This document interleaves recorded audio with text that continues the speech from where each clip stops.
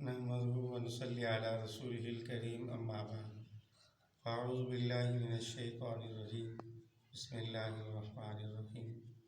میرے واجب الاحترام دوستوں، بزرگوں اور بھائیوں اور میری پردہ نشین مائیں بہنیں بیٹی، السلام علیکم ورحمۃ اللہ وبرکاتہ۔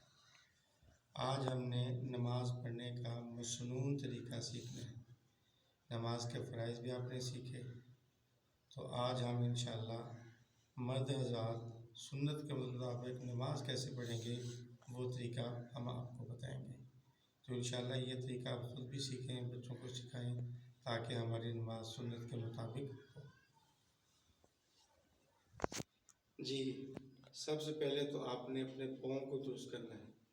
یہ دیکھنا ہے کہ آپ کے پاؤں کی انگلیاں قبلہ کی طرف ہونی چاہیے اور دونوں پاؤں کے درمیان 4 انگلیوں کا فاصلہ ہو۔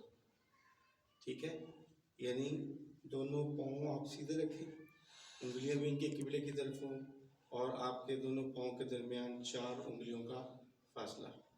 اس طرح ایک کام یہ بھی کرنا ہے کہ کوشش کریں کہ نماز ننگے سر نہ پڑھیں، ٹوپی کے ساتھ پڑھیں، رومال پہن کر پڑھیں یا امامہ پہن کر نماز پڑھیں، کیونکہ جو نماز امامہ پہن کے پڑھی جاتی ہے وہ اس نماز سے جو بغیر امامہ کے ہو وہ 25 یا 70 درجے زیادہ افضل ہے۔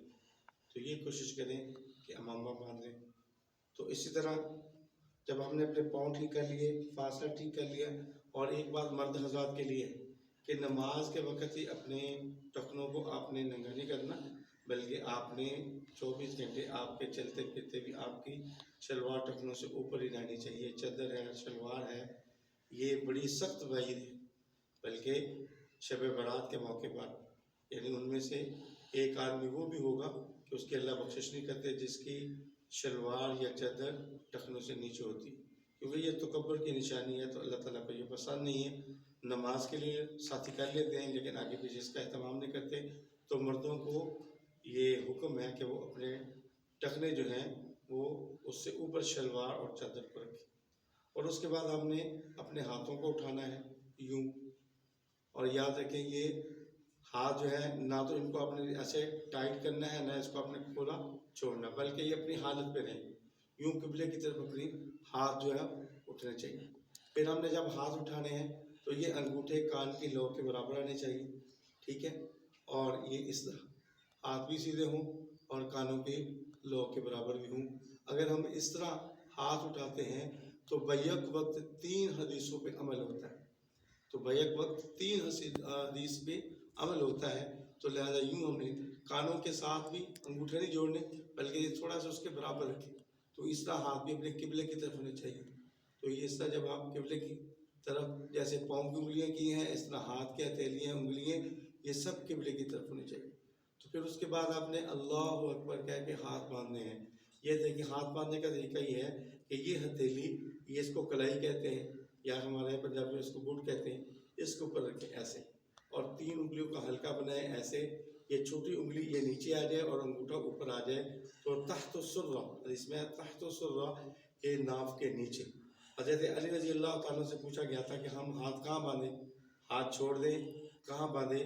تو حضرت علی رضی اللہ نے فرمایا تھا کہ اللہ کے نبی کی نماز کی سنتوں میں سے یہ ہے کہ دایاں ہاتھ بائیں ہاتھ پر رکھ کے تحت السرہ ناف کے نیچے رکھا جائے۔ تو یوں ہم نے ہاتھ جو ہے وہ اٹھائے اور اس کے بعد اللہ اکبر کہہ کے یہ دائیں ہاتھ کو بائیں ہاتھ کی مشت پہ رکھ کر یوں نیچے چھوٹی انگلی کا حلقہ اور اوپر یہ بڑی انگوٹھا اور یہ 3 انگلیاں اس کے اوپر اور تحت السرہ، ٹھیک ہے۔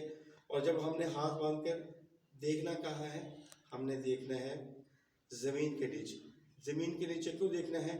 اس لیے کہ انسان نے جب ہم نے فوت ہونا ہے، مرنا ہے، تو اس کے بعد سب سے پہلے ہم زمین کے اندر جائیں گے، اس لیے زمین کے اندر دیکھیں۔ تو پتہ چل گیا سب سے پہلے ہم اپنے پاؤں کو درست کریں گے اور اس کے بعد شلوار کو چیک کر لیں گے کہ نیچے تو نہیں ہے، اور اس کے بعد دونوں پاؤں کے درمیان 4 انگلیوں کا فاصلہ۔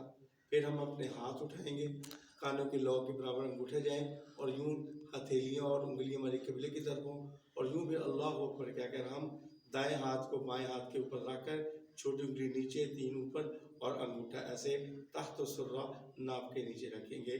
تو انشاءاللہ آج اتنا ہی کافی ہے، باقی انشاءاللہ اگلی پھر نماز کی مشق آگے چلے گی۔ اللہ پاک جل پاک مجھے بھی آپ کو سنت کے مطابق نماز پڑھنے کی توفیق نصیب فرمائے۔ وآخر دعوانا الحمدللہ رب العالمین۔